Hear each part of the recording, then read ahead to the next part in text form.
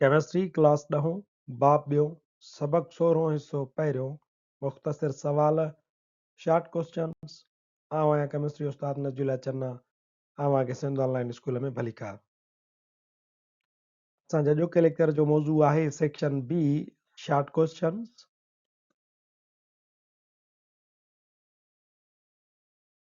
असां पंहिंजे अॼोके वीडियो लेक्चर में सेक्शन बी शॉर्ट क्वेश्चंस जो हिस्सो पहिरियों डील कंदासीं। सवाल नंबर पहिरियों आहे discuss the properties of acid and base. तेज़ाबनि ऐं असासनि जी ख़ासियतुनि जी वज़ाहत कयो। सो असां जेकॾहिं पहिरियां तेज़ाबनि खे खणूं त उन्हनि जी हिकिड़ी ख़ासियत आहे टेस्ट, ज़ाइको। Acid generally have a sour taste. तेज़ाब अक्सर करे ज़ाइके में खटा थींदा आहिनि। मिसाल जे तौर ते लीमे जी रस आहे या अंगूरी सिरको आहे। ही उन्हनि तेज़ाबनि जी ॻाल्हि कयूं था ज़ाइके में जिन खे चखे सघिजे थो। बाक़ी कुझु तेज़ाब त अहिड़ा आहिनि जेकी असां उन्हनि खे चखे कोन था सघूं, उहे कोरोसिव थींदा आहिनि। तंहिंजे करे ऑर्गेनिक एसिड्स जेके आहिनि जेके फ्रूटनि वग़ैरह में मिलनि था उहे असां ॾिसंदा आहियूं त खटा आहिनि। मिसाल जे तौर ते टमाटे जी रस आहे, लीमे जी रस आहे, नारंगी आहे। नंबर ॿियो आहे pH। Acids have a pH less than 7। तेज़ाबनि जी pH 7 खां घटि हूंदी आहे। pH स्केल जेका 0 खां 14 ताईं तरतीब ॾिनल हूंदी आहे उन में 7 जूं जेके pH वारियूं शयूं आहिनि से न्यूट्रल थींदियूं आहिनि। 7 खां पोइ ते हलो 6 5 4 3 2 1 त इन pH वारा जेके बि सब्सटेंस आहिनि से तेज़ाब हूंदा आहिनि। नंबर 3 आहे लिटमस टेस्ट। लिटमस पेपर जी असां टेस्ट कंदा आहियूं उन में तेज़ाब छा कंदा आहिनि त acids turn blue litmus paper red. तेज़ाब नीरे लिटमस पेपर खे ॻाढ़े रंग में बदिलाए छॾींदा आहिनि। इहा तेज़ाबनि जी ख़ासियत आहे। नंबर 4 आहे रिएक्टिविटी विद मेटल्स। जेकॾहिं तेज़ाबनि सां असां धातुनि जो कीमियाई अमल करायूं त acids react with certain metals like zinc magnesium to produce hydrogen gas. धातुनि सां मिसाल जे तौर ते जिंक आहे, मैग्नीशियम आहे, उन्हनि सां तेज़ाब जॾहिं कीमियाई अमल कंदा आहिनि त उन्हनि मां हिकिड़ी गैस बुड़बुड़ा करे निकिरंदी आहे जेका हाइड्रोजन गैस हूंदी आहे।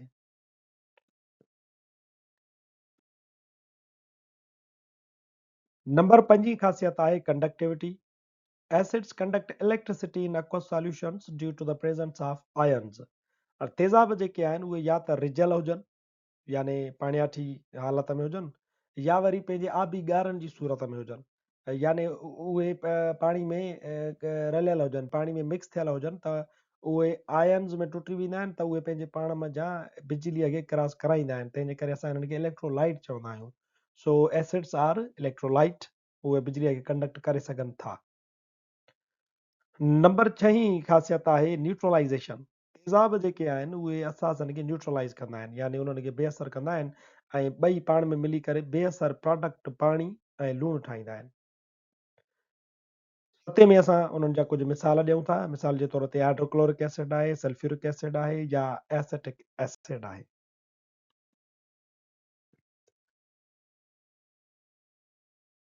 असास जेकॾहिं असां बेसिस जी ख़ासियतुनि जी ॻाल्हि कयूं त हुन में नंबर पहिरियों आहे taste. Bases typically have a bitter taste and a slippery feel. असास कड़ा थींदा आहिनि ऐं तिरकणा थियनि था। मिसाल जे तौर ते साबुण आहे स्लिपरी आहे, सर्फ आहे स्लिपरी आहे, शैम्पू आहे स्लिपरी आहे। इहे असासनि जा ठहियल आहिनि। ईअं ई वरी जेके कड़ियूं शयूं थियनि थियूं, मिसाल जे तौर ते तव्हां बसर खे टेस्ट करे ॾिसो, कारो मिर्च खाई ॾिसो या तव्हां करेलो खाई ॾिसो या मूरीअ खे ॾिसो त उहे तव्हांखे कड़ियूं लॻंदियूं, उन्हनि जे अंदरि असास मौजूदु हूंदो आहे। नंबर 2 ख़ासियत आहे pH। Bases have a pH greater than 7।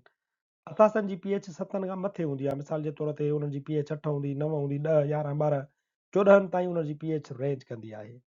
Number 3 ख़ासियत आहे लिटमस टेस्ट। बेसिस छा कंदा आहिनि त रेड लिटमस पेपर खे ब्लू करे छॾींदा आहिनि। मिसाल जे तौर ते तव्हां पाणी खणो, उन जे अंदरि सर्फ साबुण जो ॻार ठाहियो ऐं पोइ उन में रेड लिटमस पेपर ॿोड़ियो त उहो आहिस्ते आहिस्ते ब्लू थी वेंदो। इहा असासनि जी ख़ासियत आहे। Number 4 reaction with fats. चर्ॿीअ सां कीमियाई अमल या ऑयल तेल सां कीमियाई अमल। Bases react with fats and oils to form soap saponification. हिकिड़ो कीमियाई अमल आहे जंहिंखे असां चवंदा सेपोनिफिकेशन यानी सोप ठाहिण जो अमल, साबुण ठाहिण जो अमल। चर्ॿी या तेल खणो ऐं उन्हनि जा तव्हां असासनि जो कीमियाई अमल करायो त साबुण ठहंदो आहे। नंबर 5 ख़ासियत आहे conductivity. Basis conduct electricity in aqueous solutions due to the presence of ions। असास खोड़ सारा अहिड़ा आहिनि जेके जिन जे अंदरि आयन्स थींदियूं आहिनि। मिसाल जे तौर ते सोडियम हाइड्रोक्साइड आहे, इहो असास आहे। पर कुझु असां अहिड़ा बि आहिनि जेकी जिन में अंदरि आयन्स कोन मिलंदियूं, पर उहे पोलर हूंदा आहिनि, जीअं असांजो अमोनिया आहे। हाणे इहे असास छा आहिनि, जॾहिं पंहिंजे आबी गार में अंदरि वञी करे ॻरंदा आहिनि त उहे छा कंदा आहिनि त आयन्स ठाहिण जे करे पंहिंजे पाण में जा इलेक्ट्रिक करंट खे गुज़ारींदा आहिनि। तंहिंजे करे असां चवंदा असास जेके आहिनि उहे फर्क पास थींदा आहिनि, इलेक्ट्रोलाइट थींदा आहिनि, उन्हनि जी कंडक्टिविटी पॉज़िटिव हूंदी आहे, उन्हनि मां बिजली गुज़रंदी आहे।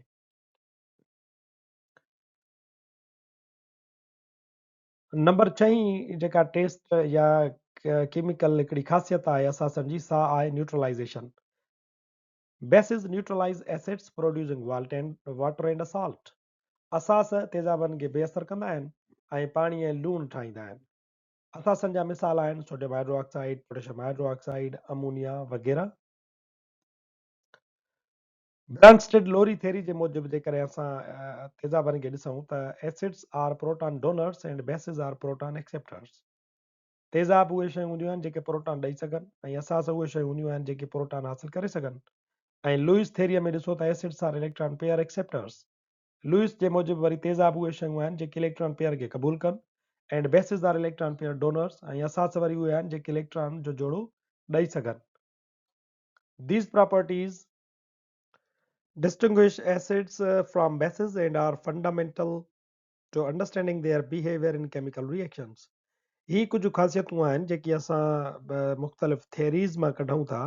इहे असांखे तेज़ाबनि ऐं असासनि जे फ़र्क़ु करण में बुनियादी किरदारु अदा कनि थियूं ऐं कीमियाई अमलनि में उन्हनि जे रवैयनि खे सम्झण में पिणु मदद कंदियूं आहिनि।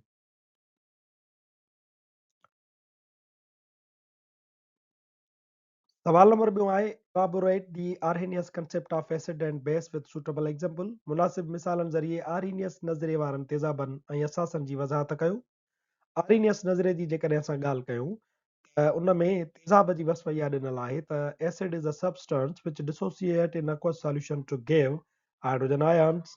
तेज़ाब उहा शइ आहे जेका पंहिंजे आबी गार में टुटी हाइड्रोजन आयन पैदा कंदी आहे। In general, the ionization of acids take place as follows.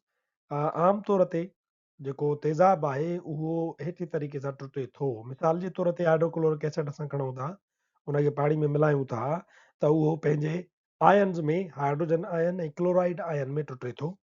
ईअं ई वरी नाइट्रिक एसिड आहे HNO3, उहो पिणु पंहिंजी हाइड्रोजन आयन में ऐं नाइट्रेट आयन में टुटंदो आहे। ईअं ई एसिटिक एसिड आहे, वीक एसिड आहे, पर तॾहिं बि उहो पंहिंजी एसीटेट आयन ऐं हाइड्रोजन आयन में टुटे थो। हाणे ॾिसो त जेकी बि एसिड्स आहिनि उहे आर्हीनियस जे कॉन्सेप्ट मूजिबि जॾहिं पाणी में मिलनि था त हाइड्रोजन आयन रिलीज़ कंदा आहिनि या पैदा कंदा आहिनि।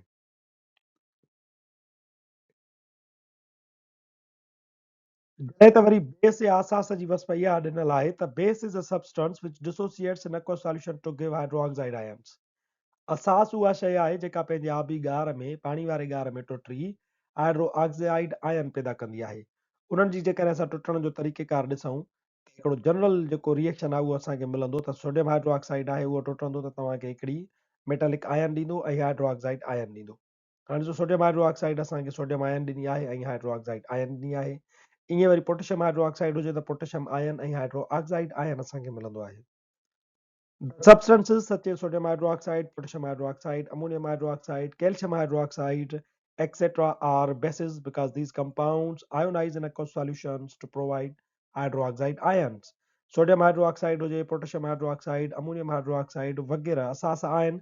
छो त इहे पंहिंजे आबी गारनि में टुटी हाइड्रोक्साइड आयन पैदा कंदा आहिनि।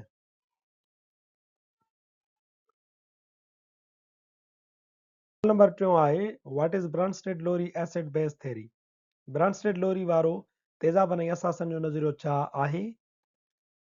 असां ब्रांस्टेड लोरी वारे नज़रिए जे बारे में पढ़ियो हुयोसीं।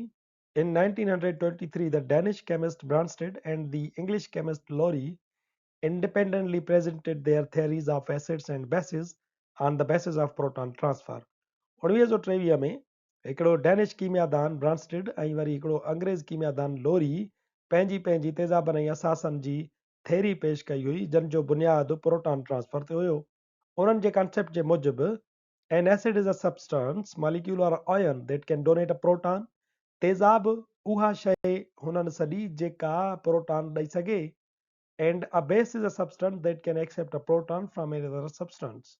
ऐं वरी असास उन शइ खे करार ॾिनुनि जेका प्रोटॉन क़बूल करे सघे।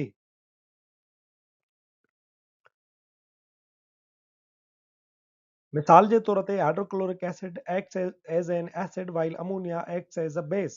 मिसाल जे तौर ते हाइड्रोक्लोरिक एसिड जेको आहे उहो ब्रांस्टेड लोरी वारे नज़रिए मूजिबि तेज़ाब आहे, छो त उहो प्रोटॉन ॾेई सघंदो आहे। मिसाल जे तौर ते इहो हाइड्रोक्लोरिक एसिड जॾहिं अमोनिया सां मिले थो त हाइड्रोक्लोरिक एसिड पंहिंजो प्रोटॉन हिनखे ॾेई हिनखे अमोनियम आयन में तब्दील करे थो ऐं पाण क्लोराइड आयन में तब्दील थी वञे थो। अमोनिया ब्रांस्टेड लोरीअ जे मूजिबि वरी बेस आहे, छो त उहो हिन खां प्रोटॉन क़बूल करे थो।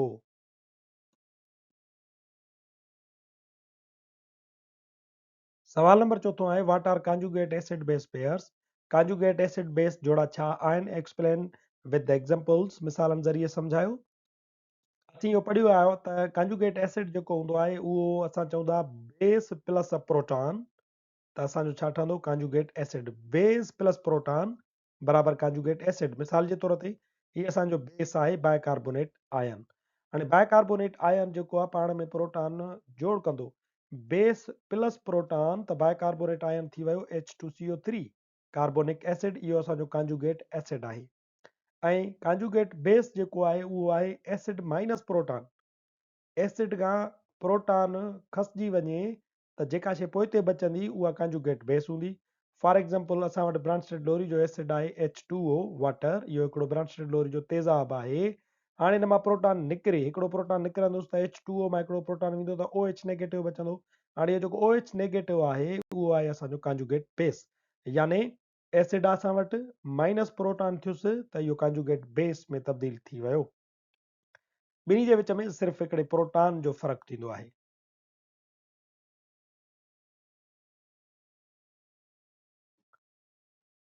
सेक्शन बी शॉर्ट क्वेश्चंस जो हिसो पहिरियों त पुॼाणी ते पहुचे थो, वरी हाज़िर थींदासीं नए लेक्चर सां गॾु।